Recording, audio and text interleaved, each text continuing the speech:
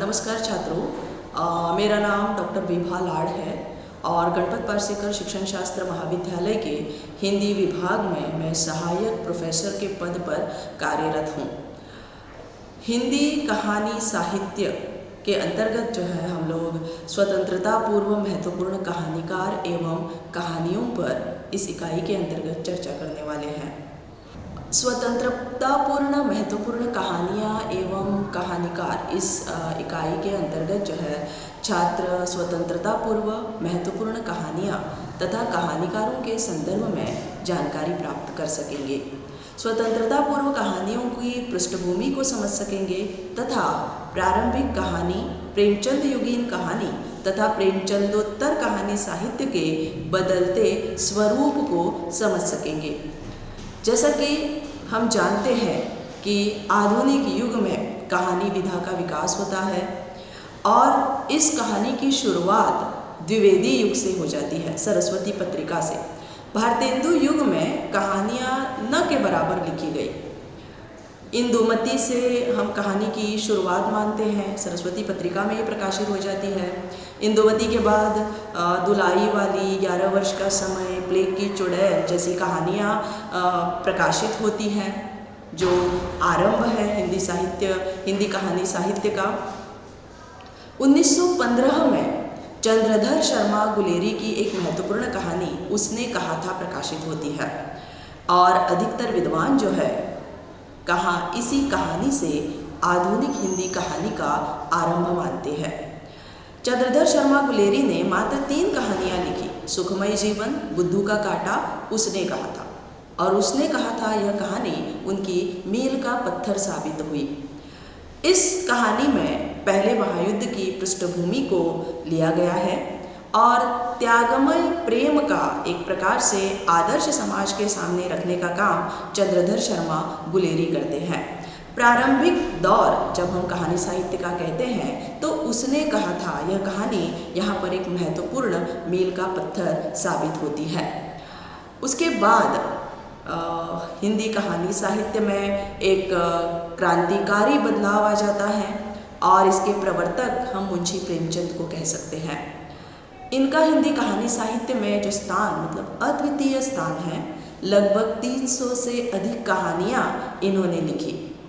इनका जो है सबसे महत्वपूर्ण योगदान के बारे में अगर हम बात करें तो इन्होंने समाज को कहानी से जोड़ा। अपने आसपास की जिंदगी से जुड़ी हुई घटनाएं लेकर इन्होंने कहानियाँ रची।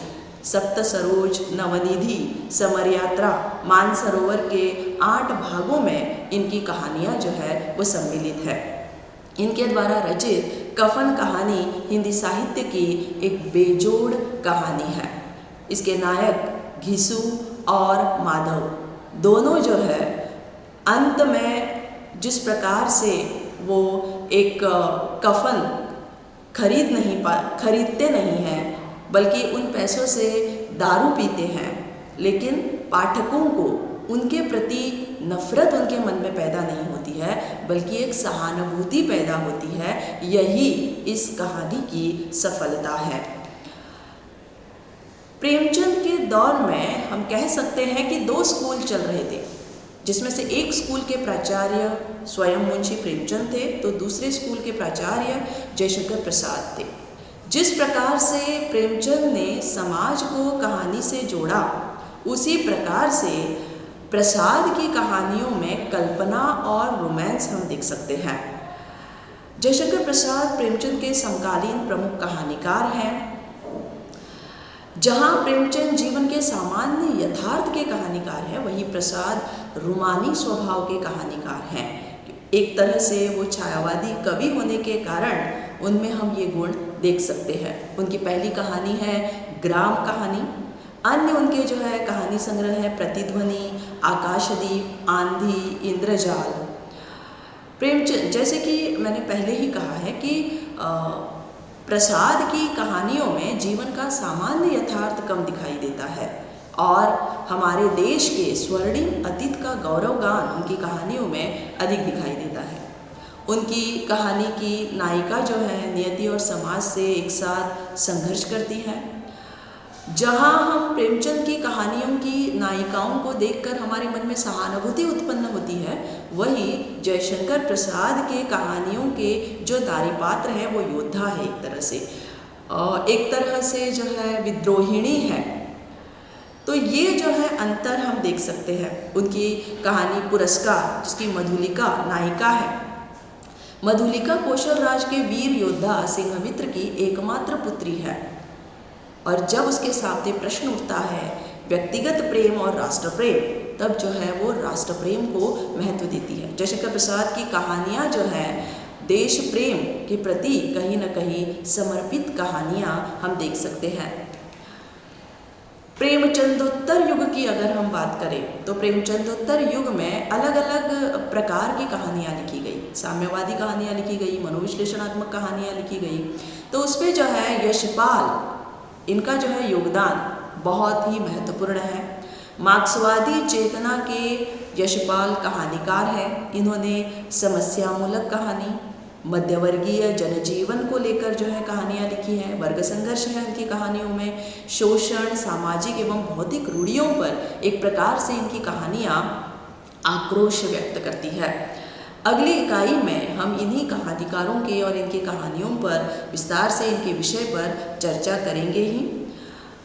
इनके कहानी संग्रह हैं पिंजड़े की दुनिया, वो दुनिया, ज्ञानदान, अभिशप्त तर्क का तूफान, भस्मावृत चिंगारी इत्यादि। इनकी एक महत्वपूर्ण कहानी है कुत्ते की पूंछ। यह कहानी जो है एक तरह से मध्यवर्गीय संकुचित मानसिकता तथा बाल मजदूरी को दर्शाती है। अगले जो जैसे मैंने कहा कि इस दौर में अलग अलग प्रकार की कहानियाँ लिखी गई, साम्यवादी, समाजवादी या फिर जो है मनोविश्लेषणात्मक। तो मनोविश्लेषणात्मक प्रकार के अंतर्गत जो है जिनेंद्र कुमार, ये एक महत्वपूर्ण जो है कहानीकार के तौर पर उभर कर आते हैं। इन्होंने घटना के स्तर से उठकर जो है मनोवैज्ञानिक सत्य को जो है लाने की कोशिश जो है अपनी कहानियों के माध्यम से किया है। इनके कहानी संग्रह है अपना अपना भाग्य, बाहुबली, वातायन, नीलम देश की राजकन्या इत्यादि। इनकी महत्वपूर्ण कहानी पाजेब जो हमें बाल मनोविज्ञान को कहीं न कहीं दर्शाती है। उसी प्रकार से मध्यवर्गीय मानसिकता, फिर जो मतलब लड़का लड़की, ये जो लिंग भेद है, इस भेद को भी ये कहीं न कहीं दर्शाने की कोशिश करती है। अगले जो महत्वपूर्ण कहानीकार इस दौर के हैं अज्ञेय। ऐसे मतलब आलोचक मानते हैं कि हिंदी कहानी के विकास में इनका वही स्थान है जो जिनेंद्र कुमार का है। इनके कहानी संग्रह है विपदगा, शरणार्थी, जयदोल इत्यादि। इनके कहानियों के प्रमुख विषय की तरफ अगर हम देखें, भारतीय समाज की रूढ़िप्रियता, शोषण, वर्तमान विश्व में व्याप्त संघर्ष इत्यादि जो है हम लोग इनकी कहानियों में मुख्य रूप से देख सकते हैं। इनकी एक कहानी है रोज, जिसके बारे में जो है अगली इकाई में हम लोग विस्तार से बात करेंगे। इस रोज की नायिका मालती है। मालती का विवाह पूर्व और विवाह के पश्चात किस तरह से जीवन बदल जाता है, हमारी भारतीय संस्कृति की जो एक पहचान है या फिर हमारी जो रहन सहन है, उसको लेकर जो है कहीं ना कहीं उन्होंने रोज़ कहानी लिखी है, जिसमें मालती का एक रस जीवन, उसकी सहनशीलता, समय के साथ समझौता, ये सब कुछ जो है हम लोग यहाँ देख सकते हैं। निष्कर्ष रूप में अगर हम स्वतंत्रता पूर्व कहानियों का अगर विश्लेषण करें तो प्रारंभिक युग के कहानीकारों ने कहानी विधा को लोकप्रिय बनाने का काम किया, किंतु यहाँ पर उनके विषय जो है उपदेशमूलक तथा मनोरंजनात्मक ही अधिक दिखाई देते हैं। एक प्रकार से हम लोग इस कहानी को कहानी साहित्य की शैशवावस्था यानी बाल्यावस्था मान सकते हैं। वही हमारे कहानी साहित्य में, हिंदी कहानी साहित्य में प्रेमचंद का आगमन एक बहुत बड़ा परिवर्तन लेकर आता है। प्रेमचंद ने कहानी को समाज से जोड़ा, उसी प्रकार से कहीं न कहीं शिल्प की दृष्टि से, शैली की दृष्टि से एक निश्चित दिशा हमारे कहानी साहित्य को मिलती है। हम मान सकते हैं कि प्रेमचंद का जो दौर रहा है हमारे हिंदी कहानी साहित्य में, वो कहानी की यौवनावस्था है। प्रेमचंदोत्तर कहानी की जब हम बात करते हैं, कहीं ना कहीं प्रेमचंद की कहानियाँ सामाजिक प्रश्न को उठाती है। वही प्रेमचंदोत्तर कहानीकारों ने व्यक्ति के मनोभावों को अधिक महत्व दिया है और एक प्रकार से ये कहानी प्रौढ़ावस्था प्राप्त करती है। धन्यवाद।